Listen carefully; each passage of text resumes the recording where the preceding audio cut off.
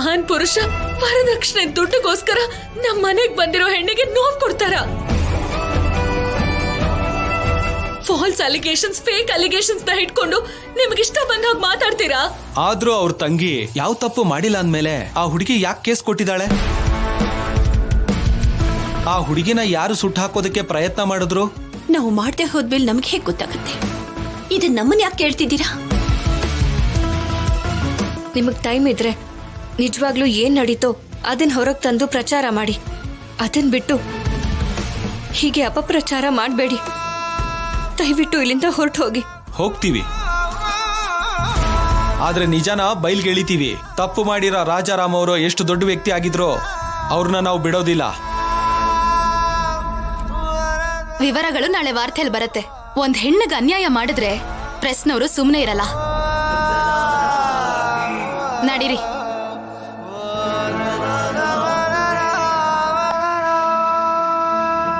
ರಾಜಾರಾಮ್ ಅವರೇ, ಪ್ಲೀಸ್.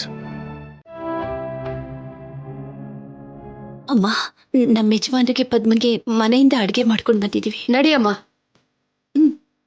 ರಾಜಿ,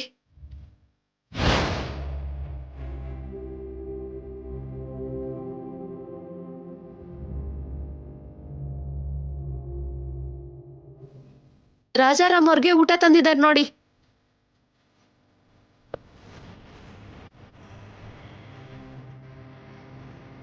ಸರ್, ನಿಮಗೆ ಊಟ ಬಂದಿದೆ, ಬನ್ನಿ ಸರ್.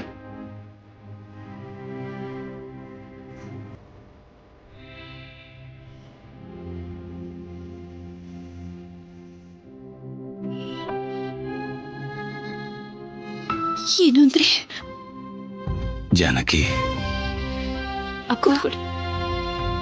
ಅತ್ತೆ.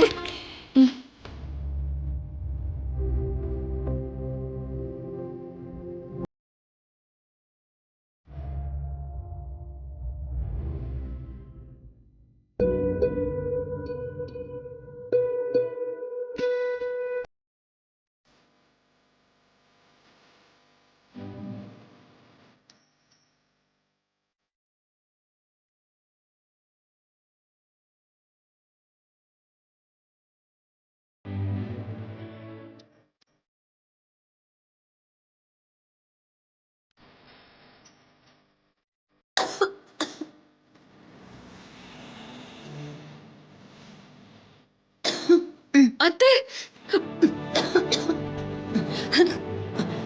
ಅತ್ತೆ,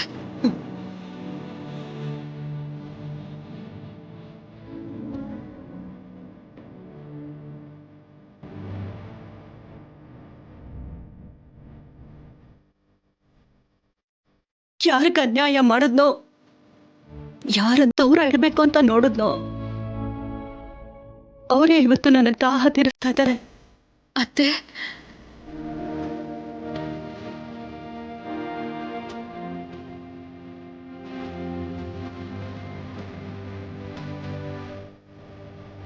ಏನಂದ್ರೆ ಊಟ ಮಾಡಿ.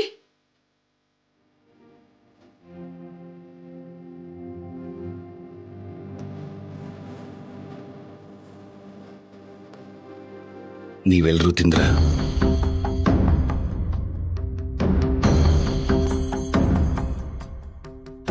ಹಾ, ತಿಂದಿವಿ.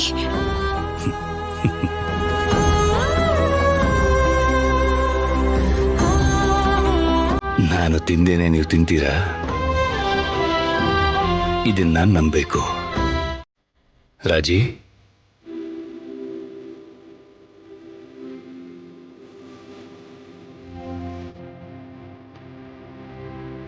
ಆದ್ಯ,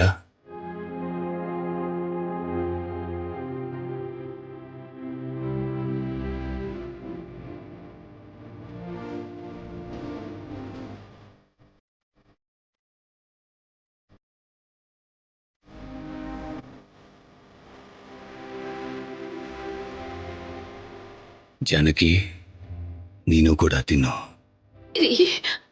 ಅದು ನಾನು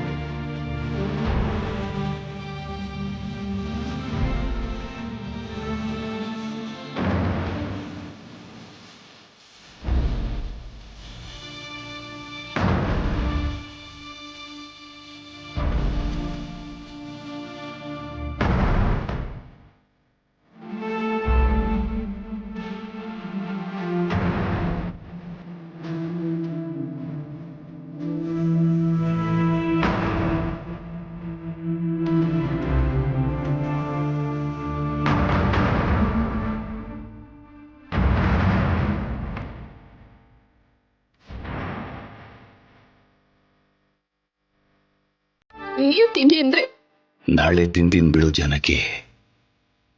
ಒಂದು ವೇಳೆ ಬದುಕಿದ್ರೆ ಅಪ್ಪ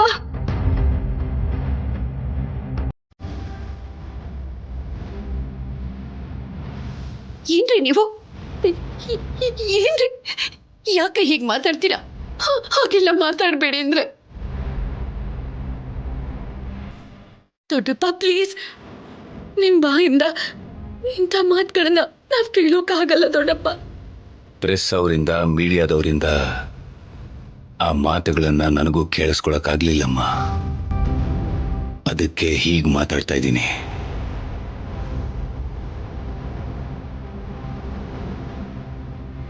ಇಲ್ಲಿ ನೋಡಿ, ನೀವ್ಯಾಕೆ ಆ ಮಾತನ್ನ ಅಷ್ಟು ಗಂಭೀರವಾಗಿ ತಗೊಂಡಿದ್ದೀರಿ? ಅಂಥದ್ದು ನೀವೇನ್ ಮಾಡಿದ್ರಿ ಅಂತ? ನಾನೇನು ಮಾಡಿಲ್ಲ ಅಂತ ನನಗೂ ಗೊತ್ತು, ನಿಮಗೂ ಗೊತ್ತು. ಆದ್ರೆ ಕಾನೂನು ನಾನೇನೋ ಮಾಡಿದ್ದೀನಿ ಅಂತ ಕರ್ಕೊಂಡು ಬಂದು ಇಲ್ಲಿ ಕೂರಿಸಿದೆ. ಮೀಡಿಯಾ ಕೂಡ ಬಂದಿದೆ.